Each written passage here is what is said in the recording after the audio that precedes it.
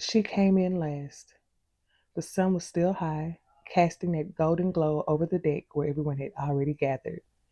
Music low, smoke curling lazily into the air, laughter layered over conversation.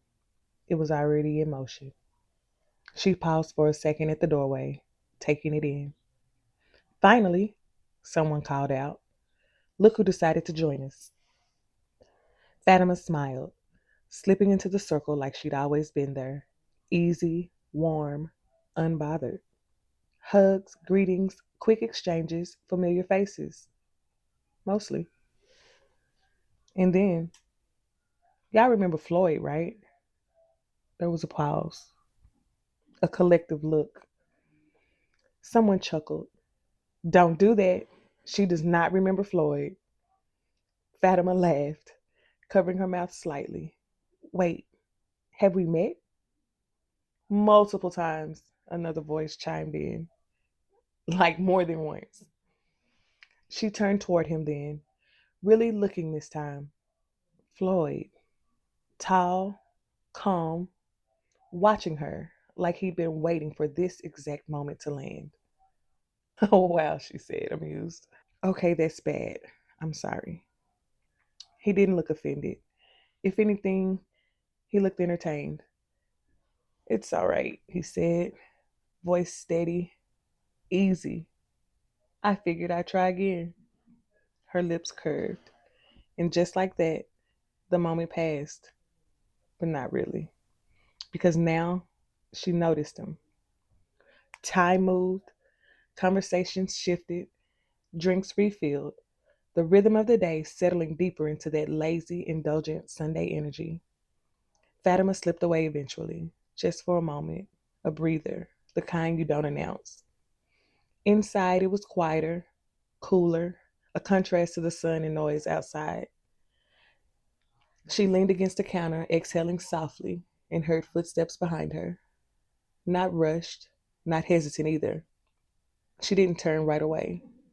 "Can I sit with you?" That did it. She glanced over her shoulder, and there he was again. Floyd. Of course. Her lips curved, slow this time, a little more knowing. "Absolutely," she said, turning fully now. "I don't bite." A beat. Then, just enough of a pause to let it land, "Unless you give me reason to." His smile shifted. Subtle, but it changed. He stepped in, closing the distance just enough to feel intentional. Not crowding, just present. "You didn't remember me," he said, not accusing, just stating. She tilted her head, studying him like she was making up for lost time. "I do now." And that felt different. There was something about him that she hadn't caught before. Or maybe she hadn't been looking. Because now she saw it. The patience, the restraint, the way he didn't rush to fill silence. He didn't chase her attention. He held it. And it made her curious. Dangerously so.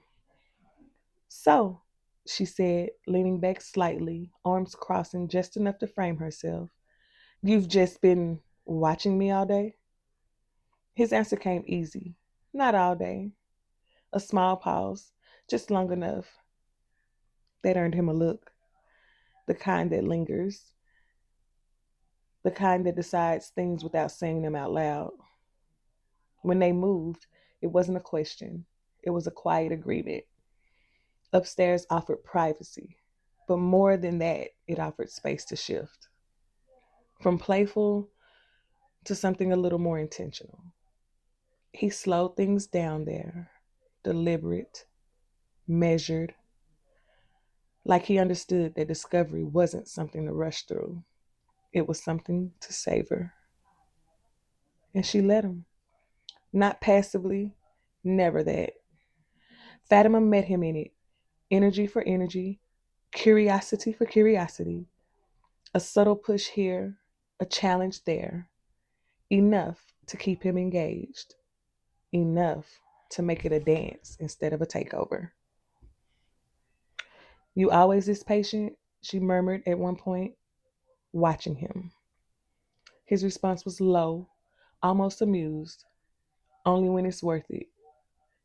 Her breath hitched, just slightly. He noticed. Of course he did.